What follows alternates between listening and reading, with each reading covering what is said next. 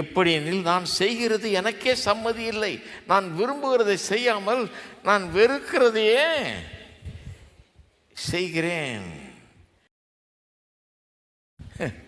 அதாவது இப்படி சொல்கிறேன், நான் உங்கள் வாழ்க்கை துணையிடத்தில் நிறைய குறைகளை பிழைகளை எல்லாம் நீங்கள் பார்க்கும்போது இது எப்படின்னா, நாம் இந்த ஓர் மாதிரி இருக்கிறோம். ஓர்னா தெரியும் இல்லையா? உலோகங்கள் பிரித்தெடுக்கப்படும் பாறை அல்லது மண், விலையேறப்பெற்ற உலோகங்கள், மெட்டல்ஸ் அண்ட் மினரல்ஸ் எல்லாம் எதுலேருந்து பிரித்தெடுக்கிறாங்க?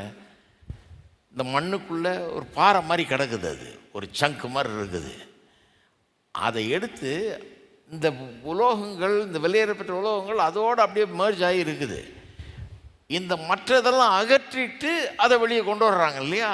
அந்த மாதிரி கோல்டெல்லாம் கூட அப்படி தான் பார்த்தோன்னா கோல்டுன்றோம். ஆனால் அதில் பார்த்தா நிறைய இம்ப்யூரிட்டிஸ் இருக்குது, நிறைய இந்த கோல்டோட சேரக்கூடாத நிறைய மண்ணும் குப்பையும் எல்லாம் அதில் இருக்குது. ஒரு பியூரிஃபிகேஷன் ப்ராசஸில் கொண்டு போய் அதை போட்டு பியூரிஃபை பண்ணி சுத்தப்படுத்தி சுத்த தங்கத்தை வெளியே கொண்டு வர்றாங்க.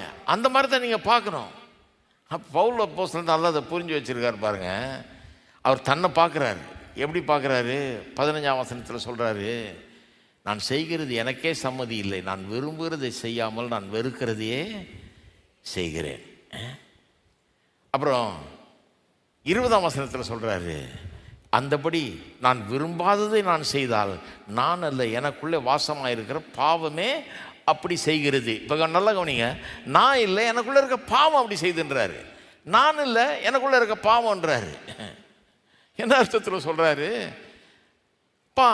இந்த மைக்கேல் ஆஞ்சலோ தாவீதை பார்க்குறான்றான் இல்லையா? அந்த பாறையில் தாவீதோட சேராதெல்லாம் தட்டி எடுத்தான். அது மாதிரி தன்னை பார்க்கிறார் பவுல். தன்னுடைய மோசமான செயல்களை பார்க்குறாரு, கற்பனையை மீறுகிறத பார்க்குறாரு, கற்பனைக்கு விரோதமாக செய்கிறத பார்க்குறாரு. பார்த்துட்டு சொல்கிறாரு, ஏன் அப்படி செய்கிறேன்? நான் விரும்பி செய்யலை, ஆனால் அப்படி வருது. அது என்னை சேராத ஒன்று. எப்படி மண் ஒட்டிகிட்டு இருக்குதோ அந்த விலையேறப்பெற்ற உலோகங்களோட, அதுபோல் குப்பையும் மண்ணும் கல்லும் எல்லாம் ஒட்டிக்கிட்டு இருக்குது. இதை தட்டி எடுக்கணும். அது நான் இல்லை, நான் வேற, இது வேற. இந்த குப்பையும் இந்த விலையேற பெற்றதையும் தனியாக பிரிக்கணும். நான் விலையேற பெற்றவன், தங்கம் மாதிரி. நான் அந்த விலையேற பெற்ற உலோகம் மாதிரி. அதை இந்த மண்ணிலேருந்து கல்லுலேருந்து பிரிக்கணுங்கிறபடி பார்க்குறாரு. பார்த்துட்டு 22ஆம் வசனத்தில் சொல்கிறாரு, உள்ளான மனுஷனுக்கு ஏற்றபடி தேவனுடைய நியாய பிரமாணத்தின் மேல் பிரியமாய் இருக்கிறேன். உள்ளான மனுஷனை பார்க்குறாரு. வெளியே செய்கையெல்லாம் பார்த்தா மோசம்.